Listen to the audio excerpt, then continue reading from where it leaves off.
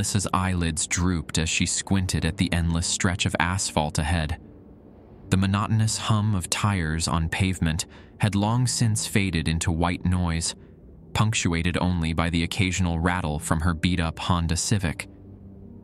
She'd been driving for what felt like days, though her phone, when it still had reception, told her it had only been about 8 hours since she'd left Albuquerque. "Come on, baby," she muttered, patting the dashboard affectionately. "Just a little further." The fuel gauge hovered dangerously close to empty, a fact that gnawed at the edges of her consciousness. She'd been scanning the horizon for any sign of civilization for the past hour, her anxiety growing with each mile, just as she was considering the very real possibility of being stranded in the middle of nowhere. She saw it, a faint glow in the distance, like a lighthouse in a sea of darkness. As she drew closer, the neon sign of a gas station emerged from the gloom, its buzzing tubes spelling out "Last Stop" in flickering red and blue. Melissa let out a breath she hadn't realized she'd been holding.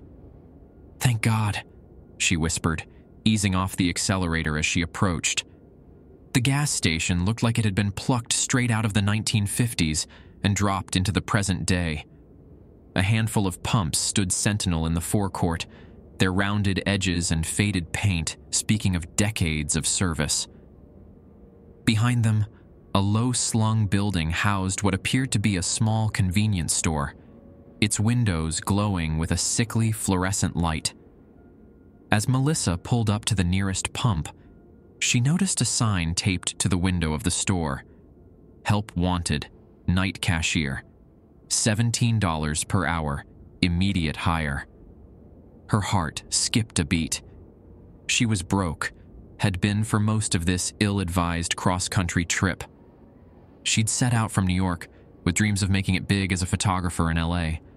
But so far, all she had to show for it was an empty bank account and a car that was one bad pothole away from falling apart. $17 an hour, she mused, drumming her fingers on the steering wheel. It was more than she'd made at her last job, and God knew she needed the money. Plus, how hard could it be to work a cash register for a night? Decision made, Melissa killed the engine and stepped out into the warm Texas night. The air was thick and heavy, pressing down on her like a blanket. Not even a breeze stirred the dead air, and the sky above was a murky expanse of clouds, obscuring any hint of stars. As she approached the store, a flicker of unease passed through her. Something about this place felt off, but she shook her head, dismissing the thought. It was just nerves, just the fatigue of a long drive playing tricks on her mind. She needed this job. Everything else was just background noise. The bell above the door jangled discordantly as Melissa stepped into the store. The fluorescent lights buzzed overhead, casting a harsh glare over shelves stocked with dusty packages of chips and candy bars that looked like they'd been there since the Carter administration. Behind the counter stood a man who looked as old and worn as the store itself. His face was a roadmap of wrinkles, eyes sunken deep into their sockets. The name tag pinned to his faded uniform shirt read Harvey, though the letters were so faded they were barely legible. "Evening," Melissa said, approaching the counter. I saw the sign about the night shift." Harvey's gaze slowly focused on her, as if he were peering through a fog. "You want the job?" His voice was a dry rasp, like sandpaper on wood. Melissa nodded, trying to project confidence she didn't quite feel. "Yeah, if it's still open. I've got experience in retail, and I'm a quick learner." Harvey didn't seem to register her words. He simply reached under the counter and produced a clipboard, sliding it across to her without a word. Melissa glanced down at the form. It was a standard employment application, though the paper felt oddly thick and yellowed, as if it had been sitting in that drawer for decades. She quickly filled it out, her pen scratching loudly in the quiet store. "Do you need to see my ID or anything?" she asked as she handed the clipboard back. Harvey shook his head, taking the clipboard and tucking it away without even glancing at it. He then pulled out a crumpled envelope from beneath the counter. It looked ancient, the edges yellowed and brittle. He slid it across the counter toward her. "For you," he muttered, his tone almost apologetic. Melissa frowned, picking up the envelope. "What's this?" But Harvey was already moving, shuffling toward the door with surprising speed for a man who had seemed so lethargic moments before. "Read it. Follow it," he called over his shoulder. "And whatever you do, lock the door at 3:36 a.m. Before Melissa could ask any more questions, Harvey was gone, swallowed up by the darkness beyond the store's windows. "Well, that was weird," Melissa muttered to herself, turning the envelope over in her hands. Part of her wanted to tear it open right away, but a larger part, the part that had gotten her through 4 years of art school and a year of scraping by in New York, told her to get to work first. She stashed the envelope in her bag and set about familiarizing herself with the store. The layout was simple enough. 4 aisles of snacks and basic groceries, a wall of refrigerated drinks, and a small section near the back that seemed to house automotive supplies and other road trip essentials. As she was examining the ancient cash register, trying to figure out how to ring up a sale, the bell above the door jangled again. Melissa looked up to see a burly trucker ambling in, his beard flecked with gray, and his eyes hidden behind mirrored sunglasses despite the late hour. "Evening," Melissa called out, remembering her customer service voice. "Let me know if you need any help finding anything."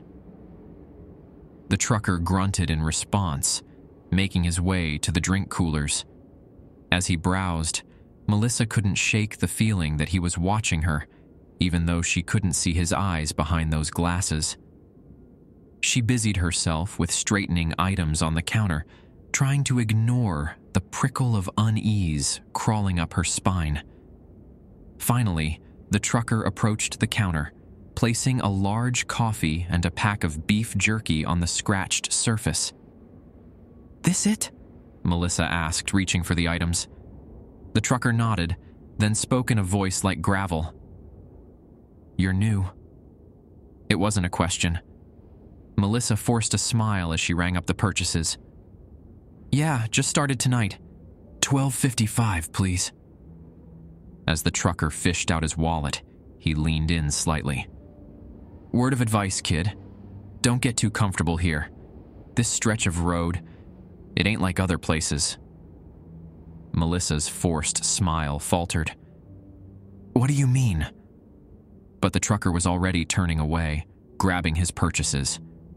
"Just keep your wits about you," he called over his shoulder as he headed for the door. "And whatever you do, follow the rules." The bell jangled again, and he was gone, leaving Melissa alone with a growing sense of unease and 1,000 questions she didn't know how to ask.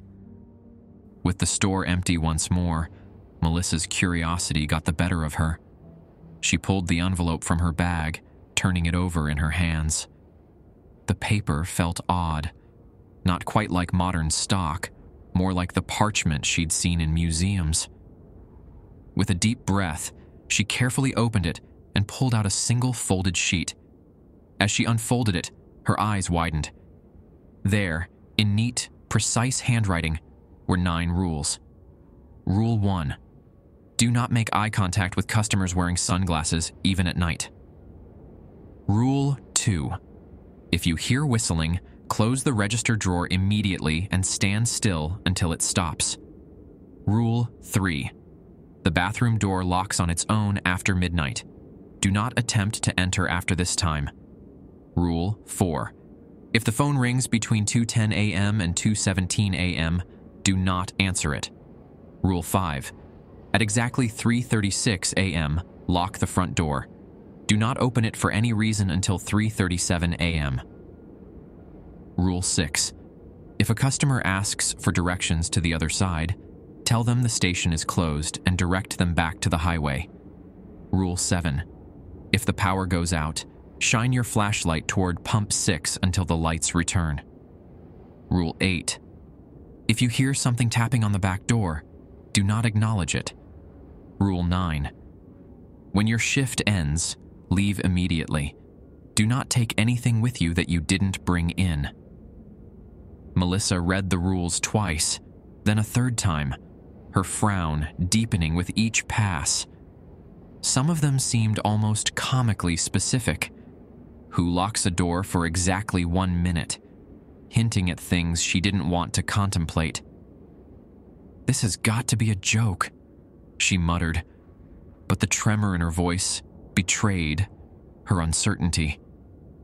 She'd heard of hazing rituals for new employees, but this felt different. There was an urgency to the rules, a seriousness that didn't fit with a simple prank. She glanced at her phone. It was just past 11:30 p.m. The night stretched out before her, long and dark and suddenly very, very strange. Melissa tucked the rules into her pocket, close at hand. Just in case, she told herself. It's probably nothing, but just in case. The bell above the door jangled, making her jump. A young couple walked in, laughing and leaning on each other. They were clearly drunk, their voices too loud in the quiet store.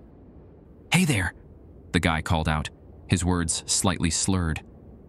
"You got any condoms?" His girlfriend giggled, playfully slapping his arm.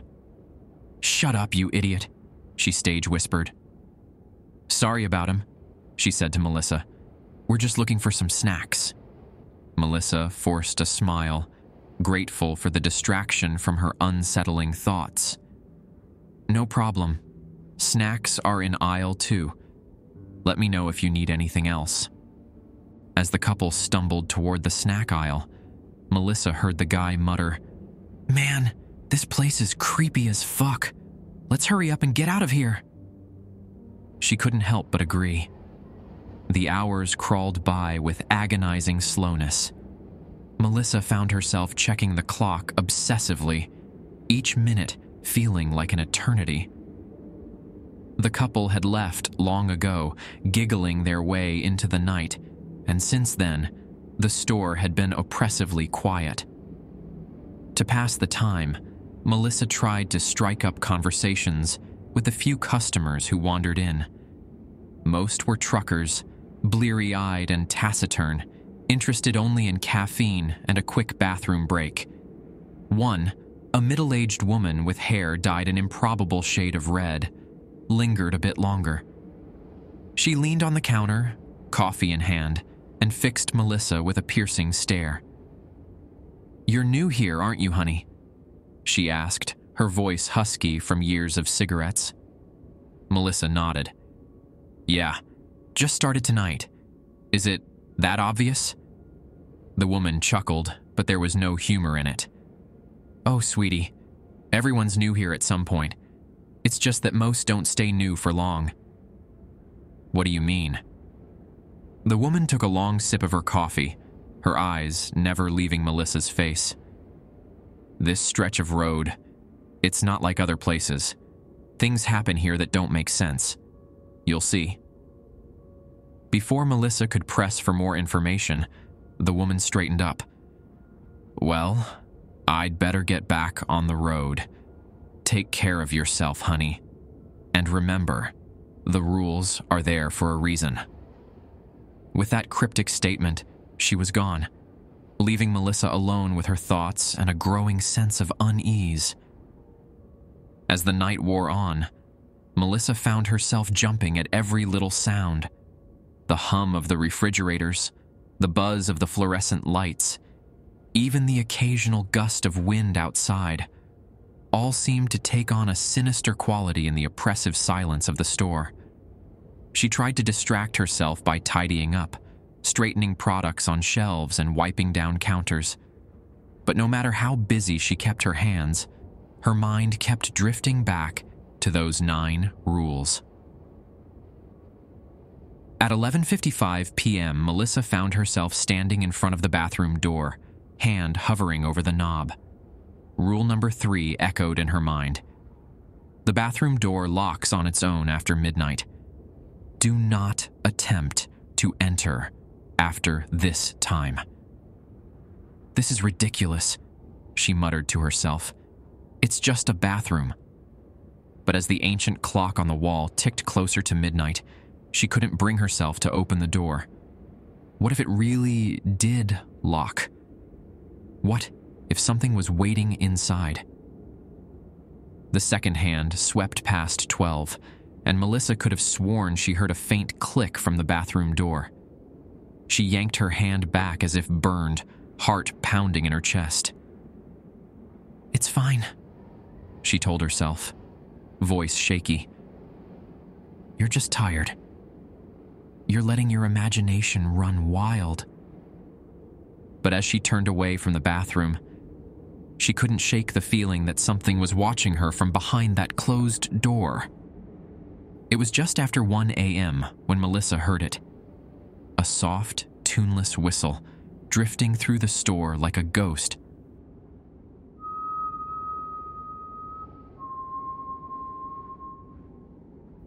Her blood ran cold as she remembered rule number 2. If you hear whistling, close the register drawer immediately and stand still until it stops. For a moment, she was frozen, her mind refusing to process what was happening. But as the whistling grew louder, instinct took over. She slammed the register drawer shut with trembling hands and stood perfectly still, barely daring to breathe. The whistling seemed to be coming from everywhere and nowhere at once.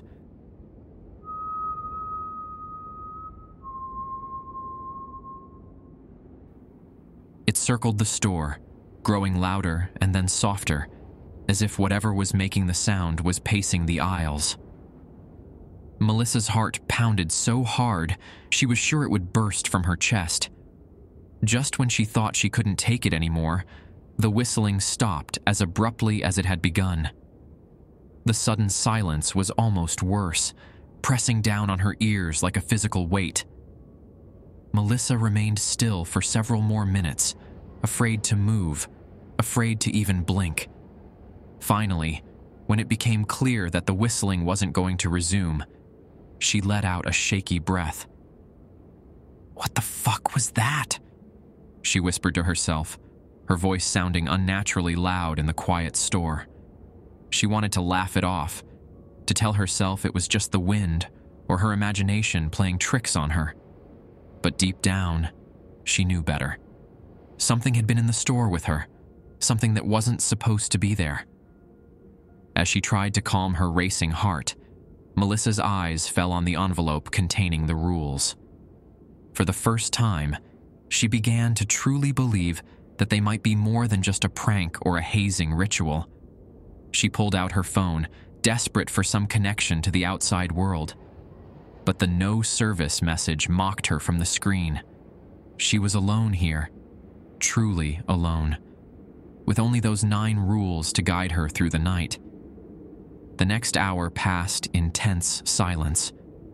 Melissa jumped at every little noise, her nerves stretched to the breaking point. She found herself constantly checking the rules, committing them to memory as if her life depended on it. At 2:09 a.m., the ancient rotary phone on the wall began to ring. Melissa froze, her eyes darting to the clock. Rule number 4 echoed in her mind. If the phone rings between 2:10 a.m. and 2:17 a.m., do not answer it. The shrill ring cut through the silence like a knife, making her flinch. She stared at the phone, her hands itching to pick it up, if only to make the noise stop. But the rule was clear. 1 minute passed, then 2. The phone kept ringing, an endless, maddening drone. Melissa covered her ears, but it did little to muffle the sound. She paced behind the counter, counting the seconds, praying for 2:17 to come quickly. Just when she thought she couldn't take it anymore, the ringing stopped. The sudden silence was almost as jarring as the noise had been. Melissa uncovered her ears slowly, listening intently. For a moment, she thought she heard something, a soft, raspy breathing, as if someone was on the other end of the line, waiting. But when she turned to look at the phone, the receiver was still in its cradle, undisturbed. Melissa shuddered, wrapping her arms around herself. The air in the store suddenly felt colder, and she could have sworn she saw her breath mist in front of her face for just a second. "Get it together, Mel," she muttered to herself, rubbing her arms to ward off the chill. "It's just an old building, probably drafty as hell." But even as she said it, she knew she was lying to herself. Something was very wrong here, and those rules were the only thing standing between her and whatever it was that lurked in the shadows of this godforsaken gas station. As 3:36 a.m. approached, Melissa found herself pacing nervously behind the counter. Rule number 5 loomed large in her mind. At exactly 3:36 a.m., lock the front door. Do not open it for any reason until 3:37 a.m. She'd spent the last hour debating whether or not to follow this rule. It seemed ridiculous, arbitrary. What difference could 1 minute make? But after the whistling and the phone call, she wasn't taking any chances. At 3:35, she moved to the front door, her hand hovering over the lock. The night outside was pitch black, the clouds still obscuring any hint of stars or moon. She peered out into the darkness, half expecting to see something or someone waiting just beyond the pool of light cast by the store's neon signs. The ancient clock on the wall ticked loudly, counting down the seconds. Melissa's palms were sweaty, her heart racing. As the second hand swept past 12, she turned the lock with a decisive click. For a moment, nothing happened. Melissa let out a breath she hadn't realized she'd been holding. Maybe this rule was just paranoia after all. Then she saw it, moving through the darkness towards the store. It was tall, impossibly tall, its proportions all wrong for a human. It moved with a jerky, unnatural gait, as if its limbs were being controlled by strings. Melissa stumbled backwards, her back hitting the counter. She wanted to scream, but her voice was stuck in her throat. The figure reached the edge of the light, cast by the store's windows, and for a split second, Melissa caught a glimpse of its face, or rather, where its face should have been. There was nothing there, just a smooth, featureless expanse of skin. The thing raised a hand, too long, too thin, and placed it against the glass of the door. Melissa could hear a sound now, a high-pitched keening that seemed to come from everywhere and nowhere at once. She squeezed her eyes shut, pressing her hands over her ears. "This isn't happening. This isn't real. This isn't happening." The keening grew louder, building to a crescendo that Melissa felt in her bones. And then, just as suddenly as it had started, it stopped. Melissa opened her eyes. The figure was gone. The night outside was still and empty, as if nothing had happened. She glanced at the clock. 3:37 a.m. With shaking hands, she unlocked the door. Part of her expected something to come bursting in the moment she turned the lock. But nothing happened. The store remained quiet, the only sound the faint buzzing of the fluorescent lights and her own ragged breathing. Melissa slumped against the counter, her legs suddenly too weak to support her. What the hell had she gotten herself into? Melissa jumped at every sound, every shadow. She found herself constantly checking and rechecking the rules, as if they might have changed when she wasn't looking. As dawn approached, she began to feel a glimmer of hope. She'd made it through the night. Soon, her replacement would arrive, and she could leave this nightmare behind. The bell above the door jangled, making Melissa start. She looked up to see a man enter the store. He was unremarkable in every way. Average height, average build, brown hair, brown eyes. But something about him made Melissa's skin crawl. He approached the counter, his movements smooth and purposeful. When he spoke, his voice was soft and oddly melodic. "Excuse me," he said, smiling in a way that didn't reach his eyes. "I was wondering if you could give me directions." Melissa forced a smile, her customer service instincts kicking in despite her unease. "Sure. Where are you headed?" The man's smile widened, showing too many teeth. "I'm looking for the other side." Melissa felt her blood run cold. Rule number 6 echoed in her mind. If a customer asks for directions to the other side, tell them the station is closed and direct them back to the highway.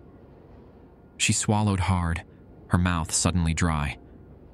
"I'm sorry, sir, but the station is closed. You'll need to head back to the highway." The man's smile didn't falter, but his eyes... God, his eyes. They seemed to darken, to deepen, becoming bottomless pits that threatened to swallow Melissa whole. "Are you sure about that?" he asked, his voice taking on a strange, echoing quality. "I could have sworn this was the place. The doorway to the other side." Melissa gripped the edge of the counter, her knuckles turning white. "I'm sure, sir. The highway is that way." She pointed, her arm shaking slightly. For a long moment, the man just stared at her. Melissa felt like a bug under a microscope, being examined and found wanting. Then, abruptly, he turned away. "My mistake," he said, his voice normal once more. "I'll just be on my way then." As he reached the door, he paused and looked back. "Take care, Melissa," he said, his smile now sad and knowing. "The night's not over yet." Before Melissa could respond, could ask how he knew her name, he was gone, swallowed up by the pre-dawn darkness. Melissa sagged against the counter, her legs threatening to give out. She glanced at the clock. 5:45 a.m. Just 15 more minutes until her shift ended. She could make it. She had to make it. At precisely 6 a.m., the bell above the door jangled once more. Melissa looked up, hope and fear warring in her chest. Her replacement had arrived, a man with hollow eyes and a haunted expression. He looked a lot like Harvey, though Melissa couldn't be sure. There was something off about him, like looking at a photo that's slightly out of focus. He approached the counter without a word, reaching into his pocket. Melissa tensed, half expecting him to pull out a weapon. Instead, he produced an envelope identical to the one she'd received at the start of her shift. "For the next, Melissa," he said, his voice low and tired. Melissa blinked, confusion momentarily overriding her fear. "What do you mean, the next Melissa? I'm Melissa." The man just stared at her with that strange, empty expression. "Are you sure about that?" She opened her mouth to argue, to insist that yes, of course, she was sure, but the words died in her throat. Because suddenly, she wasn't sure. Who was she? Why was she here? The man, her replacement, didn't wait for an answer. He simply moved behind the counter, as if Melissa wasn't even there. Shaken, Melissa grabbed her bag and headed for the door. As her hand touched the handle, she remembered the last rule. When your shift ends, leave immediately. Do not take anything with you that you didn't bring in. She paused, her hand hovering over her bag. Had she put anything in there during her shift? She couldn't remember. Everything felt hazy, dreamlike. Better safe than sorry, she decided, leaving the bag behind. She'd come back for it later. Maybe. As Melissa stepped outside, she was struck by how wrong everything looked. The sky was still a dull, sickly gray, with no hint of the dawn that should have broken by now. The air was thick and heavy, pressing down on her like a physical weight. She walked to her car, each step feeling like she was wading through molasses. As she reached for the door handle, she caught a glimpse of her reflection in the window. It wasn't her face staring back. Melissa, or whoever she was, scrambled into the car, her heart pounding. She started the engine and peeled out of the parking lot, gravel spraying behind her tires. But as she drove down Route 66, the uneasy feeling only grew. She glanced in the rearview mirror, and her stomach dropped. The gas station was still there, sitting just behind her, no matter how far she drove. Her phone buzzed in the cup holder.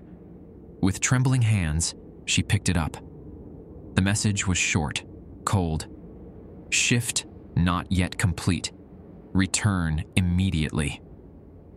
Melissa's laugh died in her throat as she realized she wasn't alone in the car. Something shifted in the passenger seat, heavy and wrong. She refused to look at it, her hands white-knuckled on the steering wheel. The air grew thick with the scent of gasoline and something sour, like rotting fruit. The thing beside her leaned in close, its breath hot and rancid against her neck. "You forgot one of the rules," it whispered. Melissa slammed on the brakes, the car skidding to a halt on the empty highway. Slowly, dreading what she might see, she turned to confront the thing in the passenger seat.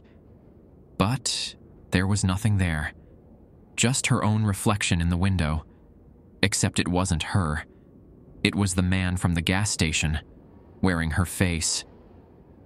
In that moment, Melissa understood the truth. She wasn't Melissa. She never had been. The gas station had already taken her, twisting her memories, feeding on her identity. And now, she was part of it. Melissa turned the car around, her hands steady on the wheel.